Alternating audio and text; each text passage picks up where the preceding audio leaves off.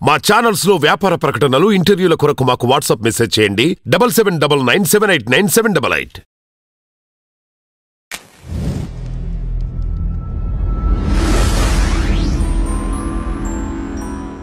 నేను doctor Shakuntala Ghosh, senior consultant ENT and director Srirama ENT care centre Hyderabad.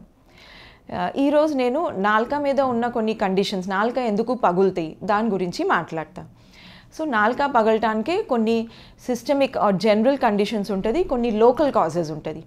General conditions ఏంటంటే vitamin B12 deficiency, లేకపోతే riboflavin deficiency, vitamin D deficiency, లేకపోతే haemoglobin or blood iron levels or ferritin levels వీటిలో deficiency ఉంటే కూడా, anaemia ఉంటే కూడా నాలుక పగులుతాయి. నాలుకతో పాటు నోరంతా కూడా పగులుతుంది. ఈ సైడ్స్లో చిగుల్లో కూడా ఇన్ఫెక్షన్ వచ్చేసి చిగులు వాచుతాయి. ఇక్కడ కార్నర్స్ ఆఫ్ ద మౌత్లో క్రాక్స్ లాగా వచ్చేస్తుంది. నోట్లో మంట ఉంటుంది. సో ఇవి కొన్ని జనరల్ కండిషన్స్. ఇంకా కొన్ని కండిషన్స్ ఉంటాయి, ఫర్ ఎగ్జాంపుల్ లోకల్ కాజెస్.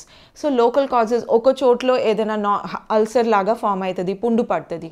దానికి కారణం ఏంటంటే ఏదైనా బ్యాడ్ హ్యాబిట్స్ ఉంటే, సపోజ్ ఎక్కువగా స్పైసీ ఫుడ్ తింటే, లేకపోతే ఒక పొడి తింటే, లేకపోతే టొబాకో పాన్ చ్యూ చేస్తే, స్మోకర్స్ వాళ్ళకి, ఎక్కువగా ఆల్కహాల్ తీసుకునే వాళ్ళకి, ఇట్లాంటి కండిషన్స్లో ఒక్కొక్కసారి ఏంటంటే అక్కడ అల్సర్స్ ఫార్మేషన్ అవుతుంది.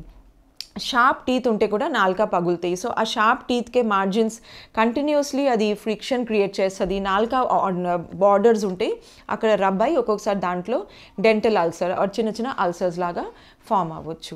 అండ్ రేర్లీ ఆఫ్ కోర్స్ కొన్ని కండిషన్స్ ఉంటాయి, ఆటో ఇమ్యూన్ డిజీజెస్ ఉంటుంది. And of course last of all but most important is ఏదైనా క్యాన్సర్ వల్ల కూడా ఒక్కొక్కసారి అల్సర్ ఫామ్ అవుతుంది నాలుకలో. ఆ అల్సర్ అసలు హీల్ అవ్వదు, మెడికల్ ట్రీట్మెంట్ తీసుకున్నా కూడా రోజు రోజుకే పెద్దగా అవుతుంది. దాంట్లో పెయిన్ అండ్ బ్లీడింగ్ కూడా రావచ్చు. సో దెన్ అప్పుడు క్యాన్సర్ సస్పెక్ట్ చేయాల్సి పడుతుంది.